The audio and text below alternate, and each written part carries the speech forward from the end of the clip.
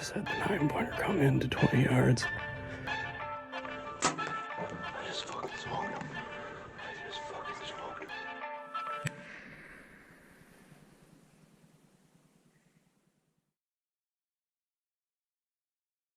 What's going on, everyone, and welcome back to Borderland Pursuits, Episode 8. Brett speaking. I'm sitting here with Steve. What's going on, everyone? It's a little quiet, Steve. Yeah, it is. It feels a little lonely in here. A little bit lonely. It's just the two of us for this one. We've never done just you and I before. No, we had a little bit of an eventful day. Yeah, you could say eventful. We're recording now. We planned on recording now, but we had some bigger things lined up for the day that kind of fell through on us. Yeah. But we took that time to get out and shoot our bows. Yep. 3 degrees outside. 3 degrees outside. Shot a little Vegas round. Steve whooped my ass. So it was fun. The idea of it, you'll be able to watch it on YouTube by now, by the time this episode comes out. But kind of thought, like, hey, let's do a little friendly competition. It's right after the bow season stopped. I haven't shot my bow in a month, which just felt wrong. Brett's been hitting up the 3D leagues pretty good. So, like, let's just get a benchmark to start the year out. Pull the bows out, set up the little 300 Vegas round in the backyard range, and give it a go. We didn't really anticipate it being 3 degrees and having to run inside every 2 to 3 rounds. But no, it was pretty rough on the fingertips. yeah, fighting off the frostbite. But yeah. We made her. We did it. We got it done. It was a little brutal. I'm a little embarrassed by it. I've been shooting the last 5-6 weeks now, indoor range, shooting 3D targets, and showing up here today. The cold weather, I think, whooped my ass, but I'm not going to blame it all on that. Got to take a little credit that I just suck.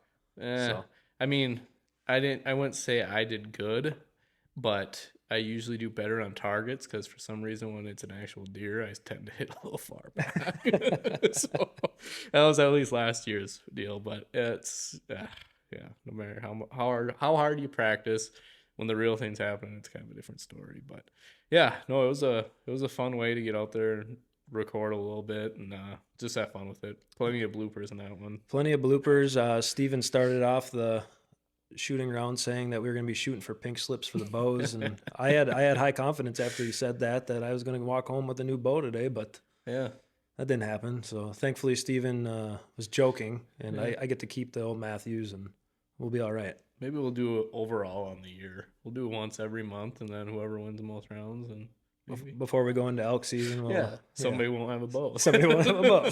You'll be the pack bitch. Yeah, or I'll be the pack bitch. Somebody's got to carry the pack and carry the camera, I suppose. So yeah, that's true.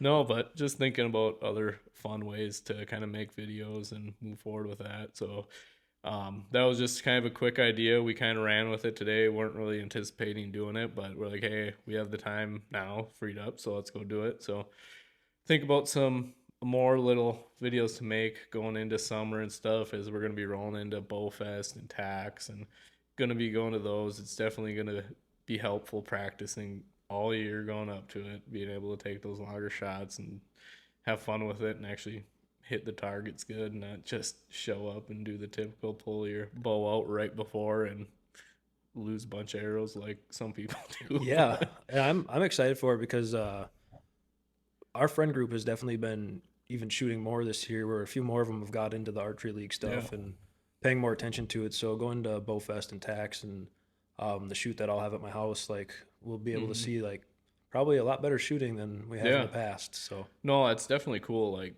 it's just something you don't really realize until you start shooting that much more often, which whether it's in a league or just you get the itch and you start shooting more and you kind of dive more into archery. It's like, I feel like until you start doing that, you're just going to be the typical, like, pull your bow out, get ready for hunting, and it's like you're just for hunting. You know what I mean?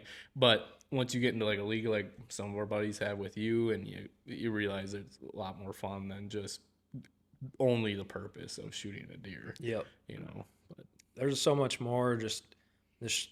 I'd say I've been shooting a bow since I was 12 years old, but this last year of really shooting a lot more, really focusing on so many more. There's a science to all of this when you really come down to it. Like, these are all things I didn't know a few years back when I'm killing nice deer and everything else, but Yeah. getting into leagues and tacks and Bowfest, like it all plays a difference. And Yeah.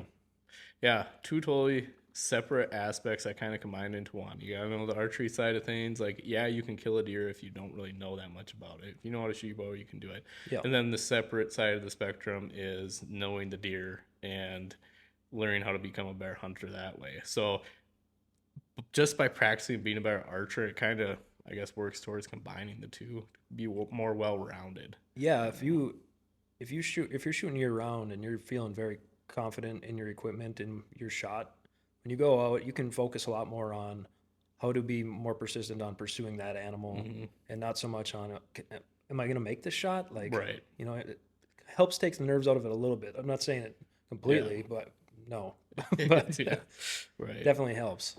Yeah, it gets you more confident with a little bit further shots too. I mean, I know there's people that probably wouldn't shoot a deer at 30 yards, Yeah. you know, but you practice year round, you get into some 3D leagues, or you just do it at the house by yourself like I do. It might not be the funnest thing all the time, but there's a little bit of meditation in that, kind of a little Definitely. bit of tranquility, just being able to get out there, get your mind off the day, whatever happened at work or anything you got going on. And when you're launching arrows, you're not thinking of anything else. Yeah. You know, and I kind of like it for that aspect, kind of the therapeutic also going into it. But yeah, no, it's a lot of fun. It's real cool seeing some of our buddies getting into it with you guys up north, who have all been hunters for a long time, all shot nice bucks, but just seeing them get into it a little bit because it's fun just bringing the buddies together and doing stuff like that. And it'll be fun with Bowfest this year, more people joining and doing stuff like that.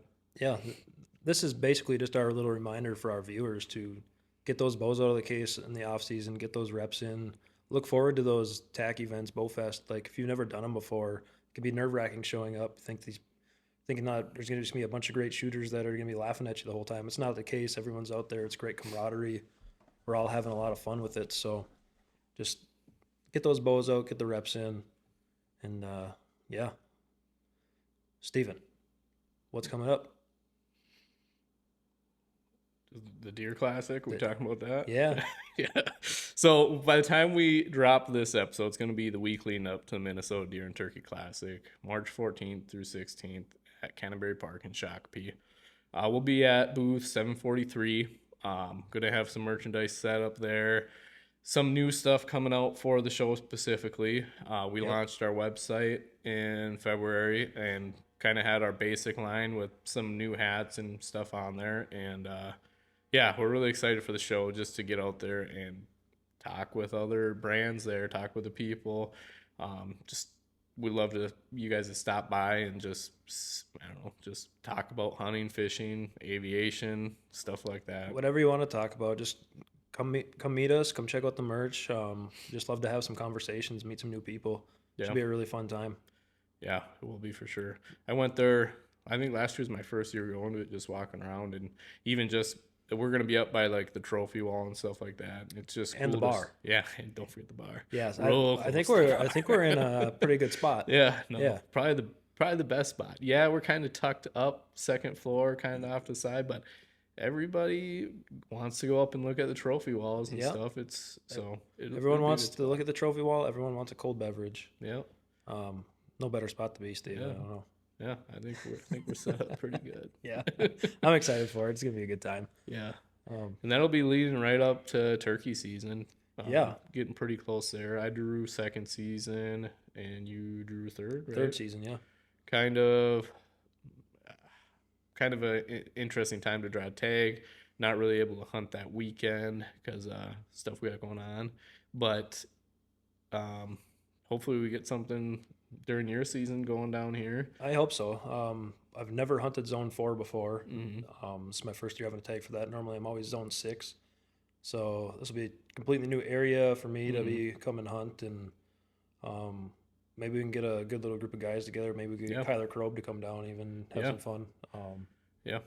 See what we can get on some footage too. I'd really like to try and get an archery bird down on footage, but we're not going to push ourselves too tough yet. Yeah, I think during the second season, I might try to take a day off work to at least get out and try to do it. But other than that, it's going to be a leftover tag. I know we talked with our buddy Tyler, who was on one of our recent episodes, about getting with him and doing some hunting down there as well and filming. So hopefully we can make something happen there. But other than that, just probably doing some public land hustle around here. Maybe try and get some birds around my house here.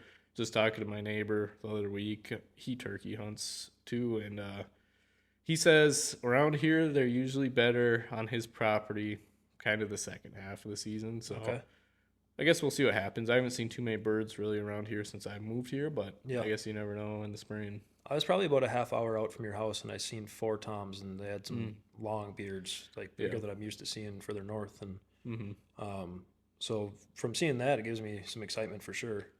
Yeah. And I mean, there's plenty of public land around here. Yeah, not as much as up north, what you might be used to, but there's still opportunities to move around and try to make something happen. I think it'll be fun, just kind of, even if we do a day or two on the weekends, just getting out, rolling around, trying to find the birds and just go after them rather than knowing where you're going and just getting out. Like, just the aspect of driving around and trying different spots will be fun too. But I'm really looking forward to it. The whole new area hunting to me is just exciting because I've been so wrapped up into my northern Wisconsin. Right. Thousands of acres of public land that I don't know great, but I know pretty well. And yeah, this is going to be just exciting for me to make the road trip. Yeah, and I'm really looking forward to just being the first time we're actually going to be in a group filming, not self-filming. Yeah. Self-filming's been a challenge of itself, but just having one person be able to film while the other person does their thing, trying to get a bird down, that'll be pretty fun. Yeah, we've never done that before. So I've sat in a blind with a buddy shooting a deer, and he had his phone out, trying to record, but nothing like we're gonna try to do. Yeah, so we'll try to make a little spring turkey season video. Yeah, hopefully it includes a bird or two down, but hope so. That'd be ideal. Yeah, but you got any other trips for the spring planned up, for hunting, fishing, anything like that besides turkey hunting? For the spring, summer, leading into the Bowfest tack times, or? Not really any trips as far as hunting goes. Fishing hasn't really been too much on my mind. I would like to get up to Lake Superior and do that again. It'd be fun if we got with one of our buddies to do that. Yeah, if we could get with Dalton, that'd be a good time. Make a video of that. It's been a few years since I've been out doing the Lake Superior stuff, but yeah, that'd be fun to do a trip like that for sure. And then besides that, plan to just maybe fish around the cabin a little bit more this summer and the Bowfest tack stuff. But what about you? You going to be going up to Canada? Yeah. I'm still hoping to make hopefully by the time this launches, I'll made a trip up on the snowmobile to the cabin, get some ice fishing in. Otherwise, this summer, I'm planning right now for 3 to 4 trips. I'm hoping to get all those in and maybe some more. We have a busy schedule this year with what we've got going on. So fitting in normal life with the schedule that we've set for ourselves this year, and then getting those trips in is going to be a lot. But hoping I can juggle it all and get up there because the fishing's phenomenal, and it's just a great time flying up and being with Grandpa and stuff like that. So do you go with your grandpa and your brother pretty much every time, or? Yeah, a lot of the trips I make up there is just my grandpa and I. Go up there with my brother. I'm hoping to get the wife up for the first time this year. I think she'd love it, so really want to get that done. How many people is it usually like a 2-person trip with your gear? You fit another person? Yeah, so when we're flying when we're doing the long haul, it'll be usually just like my grandpa and I flying up, and then we can have a group of 3 drive up and go to a different lake, and then we can go one of us can go pick them up. And so how long of a flight's the long haul compared to the puddle jump to?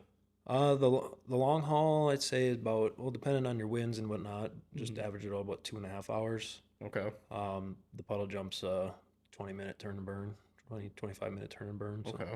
Yeah. How long of a drive does it usually take? 4.5, 5 hours, maybe. Superior Duluth area? Yeah. That ain't terrible. It's not too bad. No. Usually you like 2 or 3 days at a time up there. Yeah, try to do a minimum of 3 days up there. Ideally 4 or 5 or longer, but because it's a lot. It's expensive, the fuel to get up there, and The time by the time you get everything set up and rolling by the time you get there. But yeah, 4 to 5 days is what we're shooting for. I've done one night stays where we go up and make sure cabin's good and that's it and go home, which isn't fun at all. But you make the best out of it when you're up there. Still go catch some walleye or something. But yeah. So being kind of off the grid up there, do you have cell service? Is it complete remote? Like, Oh, it's remote where we're at. No cell service. no TV, no nothing. You're completely No, we can get radio. So okay. but the stations come in like for 30 Yeah. seconds, then you got to switch to a new station, which is kind of terrible. So I Yeah. prefer to have it off. But to communicate with anyone, I just use my Garmin Yeah. to text. So It's got to be nice though, just having those little breaks from reality, it's very nice. shutting the screen off. And, It's kind of sad. You catch yourself trying to get into your apps that, you know, like say Facebook or just something like that. And you're like, oh, can't use that up here. right. And then you're like, this is really nice that I can just Yeah. disconnect from it all. Yeah. Yeah. Really love that part of it. Yeah. So you do that a few times in the summer, Yeah. and then in the winter, you go up there usually a time or two. Time or two in the winter. I really wish could do more in the winter because it can be brutally cold and miserable, but the fishing can be truly phenomenal. No, that's got to be a blast. That's definitely a bucket list item to do a fly to fish trip like that. To just get out, like, you know, when you're flying in somewhere, then you can't get there by road. Like, you're gonna have time to reset. It's gonna be like a little getaway. Yeah. You know, but, So like for us, it's either flying in or it's driving and snowmobiling in, you know, for a couple hours snowmobile ride in. Yeah. It's a whole adventure. So I definitely need to get you up there for the fly-in stuff. That'd be that'd be a blast. for sure. yeah. Be cool to record something like that too. Yeah. Especially because you're probably not trying to record too much when you're flying yourself up there. No, I that's something I do want to get more into is more in the aviation filming because just flying any airplane's a blast, but flying a seaplane and landing on water, it's just a whole new level that I think a lot of pilots can, if they haven't done it, can say like that's my bucket list item. Yeah. So to be able to do it, and if I could record it and just record it to share that experience with my grandpa, so like years down the road, you know, look back on this or like just anything, like just awesome memories to have with him. Right. Spending that time learning from him. He's got 7,000 hours on water flying around. It's like just incredible knowledge to learn from. Yeah, it's like invaluable of an opportunity to have it, and you think about how much like you've learned from him over the years, and like what you're gonna take moving forward to show someone else. It's kind of crazy how much you're gonna take from one person that's kind of had an impact on your life, like just like your other grandpa has on your hunting and stuff. But that's just I'd say I'm an inexperienced pilot if you look at my hours standpoint, but from how much I've learned from him, just his knowledge base, like it's a lot, and I still have a lot to learn, and that's what's exciting about like this upcoming summer and getting these trips in with him. So really looking forward to that. What is, like, you guys are trout walleye fishing up there. What's like, do you guys have like a little record log you keep, like biggest fish caught up there? Like, do you know the biggest trout was caught in like 2005 or? I don't know specifics that deep. Okay. I'm pretty sure my grandma's actually got like the record trout caught from the cabin. I'd say my brother and grandpa are competing for the biggest walleye. Okay. I am not in the record books.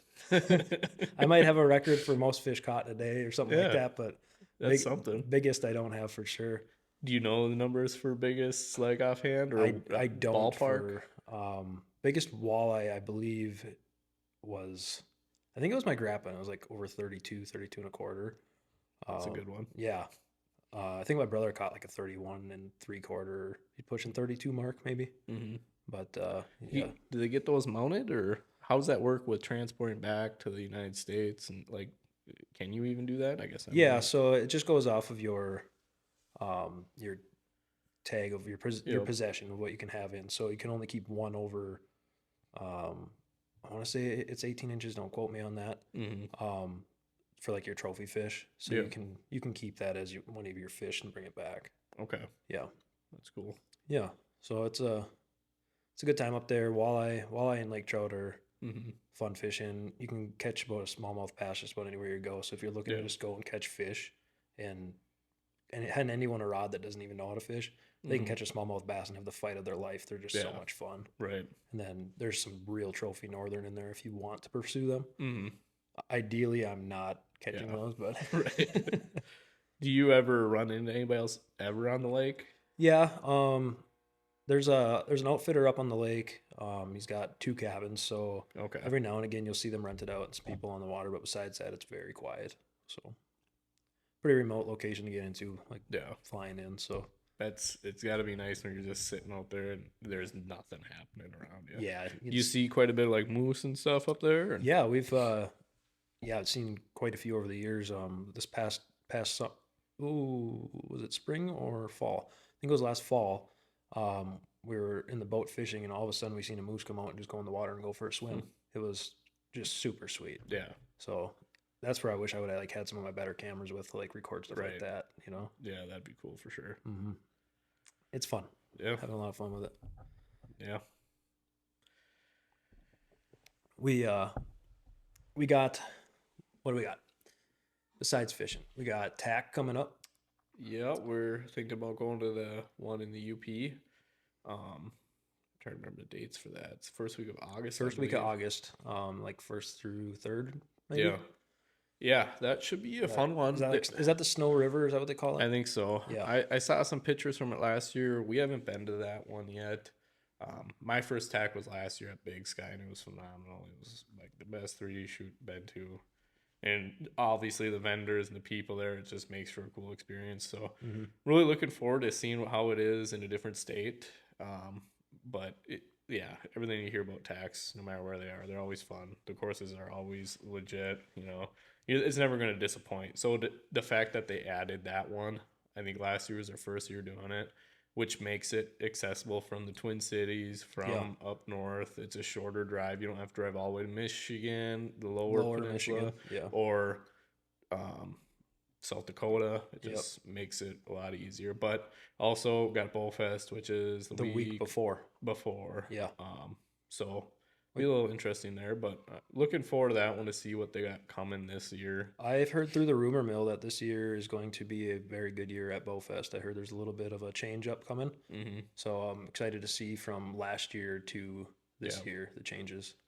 Yeah, you definitely seen a little bit of involvement over the past few years go on there, and just like you said, with the rumors and stuff, it definitely gets you a little bit of excitement for this year's one. Yeah, definitely. Very excited. I'm also curious to see since I've never been to a TAC like you have, to see the difference between the two, between Bowfest and TAC. Just to see what they do differently, what's the same, size difference, like all of it. Yeah, and that's kind of going to be interesting to see at the Michigan one too, just because comparable to Big Sky, like I have a hard time believing it's going to be as busy as the Big Sky one. You know, is it going to be as crazy with the knock times as it was in Montana? Is it going to be more comparable to Bowfest? I'm assuming you're going to get a similar crowd of people, being how close it actually is. Yeah. I suppose a lot of people that are into this are traveling a lot to these events too. So yeah, we shot with a guy our first day, and him and his girlfriend flew from Pennsylvania. Oh wow. They shot the tack out there, and then however long late, I think it was like a month before or something, and then they ended up deciding to make the trip out there to do the Big Sky one. Cool. But yeah, it's crazy to see, because I've heard on podcasts and stuff, some people go to like 5-6 tacks a year. Yeah. And that'd be sweet. That would be awesome if we could. Because once you do one, just like Bowfest, first one I did Bowfest, you're kind of addicted to those style shoots. Just the courses, the variety, and then the environment. But that's where I got a tough time juggling my schedule during like the summer like that, because I try to be flying as much as I can, and then I want to go to these archery events, and I try to get out in the boat and catch some walleyes just locally, and like everything. There's a lot going on that I'm juggling, but I just want to focus more on my archery this year. Yeah, like for sure. Right. Yeah, I guess another thing with like the Bowfest and tax stuff's like they have different style after parties. Bowfest was more so the music environment, like every night, right? Yeah. They have different artists and stuff. Tack, at least the one I went to, they had the different after parties where they're more like auction, raffle type stuff. Okay. One was like RMEF, like banquet style stuff. So that was kind of cool to see a different Friday, and then also make bids and know that stuff's going to a good cause. You know, spent way too much money on a knife, but it was well worth it. Yeah, You know? when it's going to a good cause, it makes you feel a little bit better. Yeah. Yeah. Yeah, a little bit. A little but it helps when you like the brand and you know, you like the cause and stuff too. But that's kind of the thing with like the Bowfest. Me, not so much for hanging around for the music side of it, but still well worth it to go and shoot. Like, you know, it's draws in the different crowds for that event. Yeah. Brings in more numbers for them. And I just thought about a funny thing because we were talking about auctioning.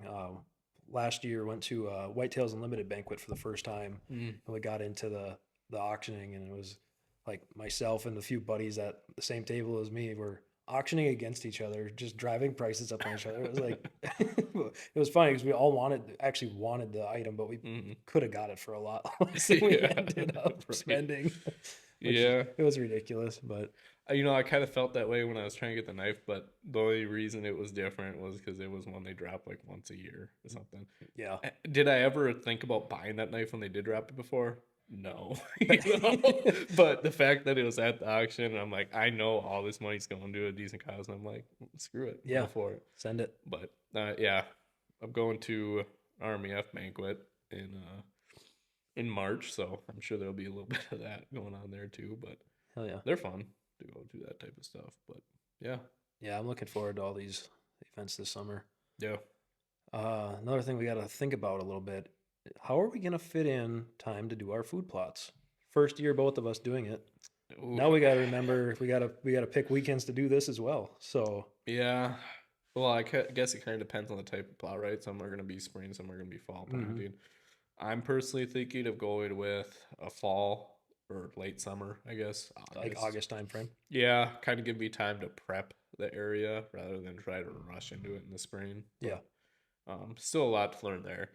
My site's not prep really at all, so it's definitely going to be a learning curve, and then just figuring out what to plant. You know, I've been doing some research trying to figure out the right one or the one that looks like it's going to be good.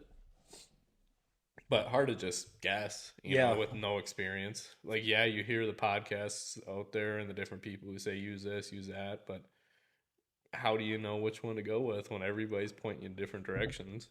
Yeah, that's just something I think we're gonna really learn this year. I'm excited because last fall at the new property, I was able to get some really nice trails cleared and get my plot pretty well prepped. So come springtime, I should be able to do some minor cleanup, and then I'm thinking about doing in the spring planting my trails just in clover. Yep. And use the Big Tine Foundation clover.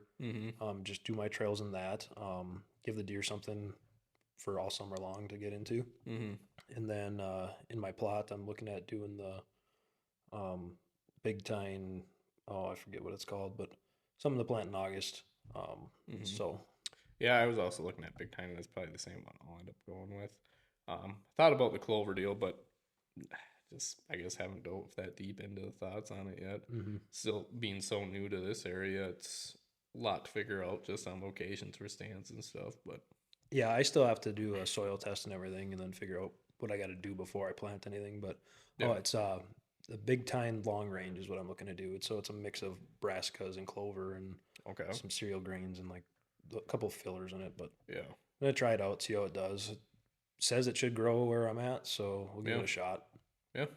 So no, that'll definitely be another thing to just trial and error, see how it goes this year, and then go from there. Hopefully, I can get a GoPro up or something while I'm planting and see the progression of how it does grow or doesn't grow. It'd be fun for learning, looking back on, oh, this didn't work. Why'd you do it this way? And then being able to show people that have done it before, and they can laugh at me as I'm. What are you doing? Yeah. Hopefully you actually get some rain this year too. Yeah, that'll help with it. But yeah, we'll see. These last few years have been goofy with rain. This winter, no snow for a good portion until the last couple of weeks. We finally got some, so it's been pretty dry all around. Yeah, but yeah, I don't know. What do you think? Yeah, well, talking about all this stuff before you know it, it's going to be next September, and then we're going to be right back into the deer craze again. Yeah. And my goal this year, for the first time, is I'm actually going to pay attention to the different bucks on my camera, and I'm going to probably name some and do it kind of like you do. Yeah. Yeah, That's make it a little exciting. funner. Try just rather than, well, this is the big 9, this Yeah. is the big 10, this is the other 10, this is the 8. You know. I'll So tell you what, it makes it a lot easier when you go to tell your buddies, like after you mhm, send them a trail cam pic, it was like, oh, Splitter's back or yeah, Lucky is back. That made myself sad thinking about that one. I haven't seen him in over a year now, so I'm sure he's gone. But yeah, ain't so lucky anymore. no, I was when I showed up here today and got my bow set up with you. Mhm, I had an arrow that I wrote Lucky on, mhm. chasing him for it was 3 You years, should and probably get rid of I probably just get rid of that that. arrow now. Yeah, Kind of bummed me out. yeah. I'm also stoked. I don't know when it's gonna happen, but to get the shoulder mount of the one I shot in bow season this year back, Yeah, put a tape to it and try to do it the right way. yeah, You know, because never been big on score, never really shot anything worth scoring. You know, so it'll be fun to try to just learn that aspect of it and pay a little bit more attention to scores and just trying to predict them too yeah. on trail cameras and put a name to the face, Hmm. kind of have a guess on it and slow down a little bit in the stand rather than every other year where it's just like you see that buck walking in and I'm like, yeah, I can't help myself. I want to go better this year and like hold out and actually try to spend more time in the stand and actually go for one and see if make it happen. I think this upcoming year is going to be different for you with Mhm. that because you have one season of experience at least on this property. Yeah. You know it's your property now. Yep. You can spend more time being a little bit more patient. Yeah, that's probably the biggest factor there because that's a good point. Every other year before, it's been different lease every year. Yeah. Now it's in a spot where you can become familiar with the deer and probably Mhm. see them progress over the years. But Yeah. yeah, that's a very good point. And that's what I've been lucky with. Like I have probably 6 different properties I hunt back north, but the main one, I know almost what deer's there every single year. Mm-hmm.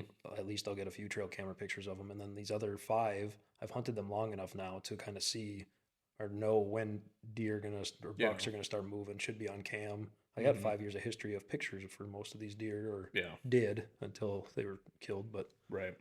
No, yeah. It'll be fun for sure. I'm really looking forward to this deer season. It's can't come soon enough, even though it just ended. yeah, I'm looking forward to it. I want to get a few really fun things done this summer, and then I want to be Mhm. back in the tree. Yeah. For sure, Yeah, it'll be fun. definitely. What do you think, Steve? I think this is a nice, short, and sweet one just to get something out there right before the Deer Classic. So, yeah, looking forward to whoever can stop by and just talk with us and bullshit. And yeah, it'll be a good time. It's gonna be fun, definitely. Yeah, for sure. Well, thanks for listening to this one, guys. Yeah, get out there, go follow, like, subscribe, do all the things. What do you think? Yeah, catch you next time.